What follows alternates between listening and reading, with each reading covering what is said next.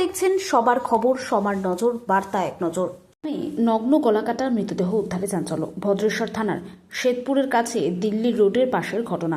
আজ সকালে স্থানীয়রা রাস্তার পাশের জমিতে বস্তায় বাঁধা নীল ড্রাম পড়ে থাকতে দেখে। কাছে রয়েছে শ্বেতপুর পুলিশ ফাঁড়ি। ফাঁড়ি থেকে পুলিশ গিয়ে বস্তার বাঁধন খুলে ভেতরে দেখতেই যুবকের মৃতদেহ উদ্ধার হয়। কলাকাটা শরীরে ঝলসানো অবস্থায় ছিল বলে জানা গেছে। চন্দননগর পুলিশ আধিকারিকেরা এবং ভদ্রেশ্বর থানা পুলিশের ঘটনাস্থলে গিয়ে মৃতদেহের সুরতহাল করে। দেহ উদ্ধার করে ময়নাতদন্তের জন্য চুঁচুড়া ইমামপাড়া হাসপাতালে পাঠায়। মৃত যুবকের নাম 40। অজ্ঞাত পরিচয় জানার চেষ্টা চলছে পুলিশের অনুমান যে অন্য কোথাও খুন করে ড্রামে ভরে দেহ ফেলে চলে গেছে ভদ্রেশ্বরে।